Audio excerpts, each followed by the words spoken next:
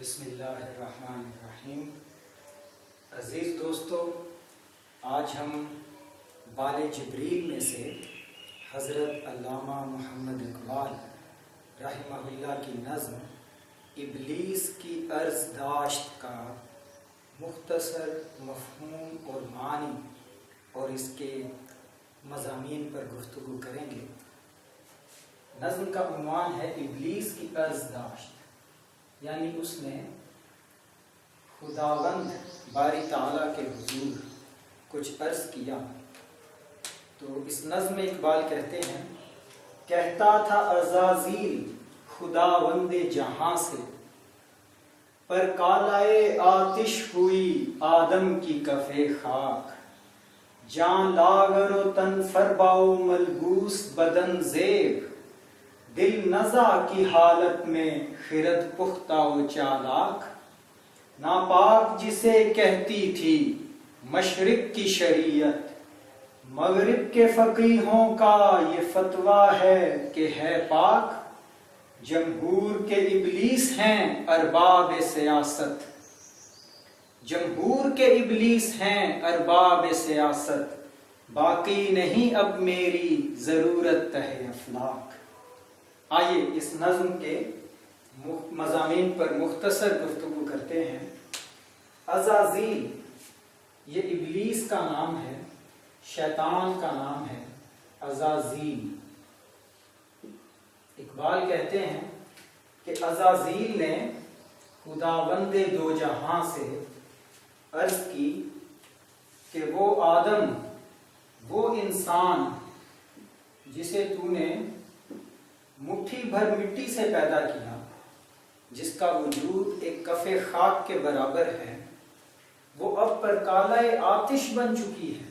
یہ مٹھی بھر خاک پر کالائے آتش بن چکی ہے، یعنی یہ دنیا کو جلا کر بھسم کر دینے پر آمادہ نظر آتی ہے۔ اور آج کے انسان کا یہ حال ہو چکا ہے کہ ان کے جسم تو موٹے تازے ہیں، اور ان کے ملبوس، ان کے لباس، ان کے بدن پر بڑے جچتے ہیں، یعنی خوبصورت اور مہنگے لباس پہنتے ہیں، لیکن اس جسم کے اندر جو جان ہے، جو ضمیر ہے، وہ بہت کمزور ہو چکا ہے، لاغر ہے۔ اور اسی طرح ان کی عقل بہت پختہ اور چالاک ہو چکی ہے۔ یہ اپنی عقل کے بل پر دنیا والوں کو روزانہ ایک نئے فتنے میں مبتلا کرتے ہیں۔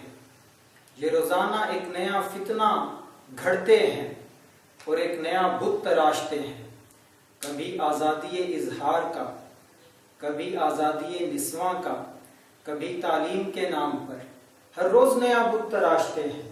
ان کی عقلیں تو بہت پختہ اور چالاک ہیں، لیکن ان کے دل، ان کی خودی اور ان کا ضمیر وہ تو نزع کی حالت میں گرفتار ہیں، بالکل قریب مرگ ہو چکا ہے۔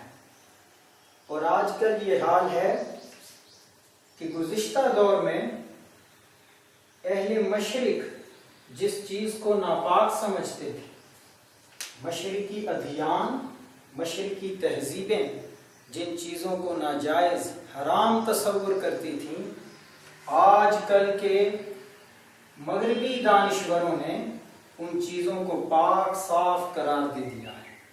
اہل مغرب کے ہاں وہ چیزیں، وہ اشیاء بالکل پاک، بالکل جائز ہیں، جیسے کہ جوا، جیسے شراب اور اسی طرح کی اعلی حاصل قیاس۔ آخری شعر نہایت توجہ طلب ہے کہ یہ سارا انسانوں کی صورتحال، آج کل کے انسان کا حال، ابلیس نے جب خداوند باری تعالیٰ کے حضور پیش کر دیا تو آخری شعر بہت توجہ طلب ہے۔ ابلیس کہتا ہے کہ اے مالک، یہ جو عوام الناس ہیں، جمہور عوام الناس، ان کے حق میں ابلیس کا کردار سیاستدان ادا کر رہے ہیں۔ عوام الناس کے حق میں سیاستدان ابلیس ہیں، شیطان ہیں. تو اس لیے چونکہ میرا مشن یہ سیاستدان آگے بڑھا رہے ہیں اور میری جگہ یعنی ابلیس کی جگہ یہ سیاستدان پر کر چکے ہیں، تو اس لیے ابلیس کہتا ہے کہ اب تہہ افلاک یعنی زمین پر اب میری ضرورت باقی نہیں رہی. میں نے جو دنیا میں فتنہ انگیزی کرنی تھی، میں نے جو ظلم و ستم کو فروغ دینا تھا، اور میں نے جو ناانصافی کا دورہ کرنا تھا، اور میں نے جو انسانوں کے مابین جنگ و جدل کو فروغ دینا تھا اور کشت و خون کرنا تھا، ان ساری چیزوں کی ذمہ داری اب سیاستدانوں نے لے لی ہے. سیاستدان اب چونکہ ابلیس کا مشن آگے بڑھا رہے ہیں، غریبوں کی حالت خراب ہے، اب تر ہوتی جا رہی ہے، تو وہ سیاستدانوں کی وجہ سے امیر غریب کا فرق بڑھتا جا رہا ہے، انصاف کا کہیں نام و نشان نہیں ہے.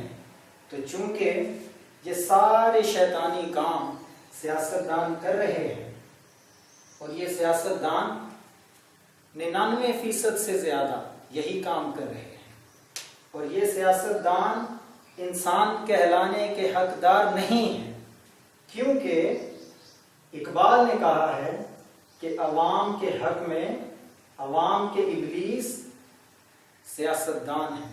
سیاستدان انسان نہیں، ابلیس ہیں. علامہ اقبال نے کہا، ہم نہیں کہہ رہے. تو اس لیے شیطان کہتا ہے کہ اب زمین پر میری ضرورت باقی نہیں رہی. میرا مشن، میرا نصب العین اور میرا مقصد یہ سیاستدان بطریق احسن آگے بڑھا رہے ہیں.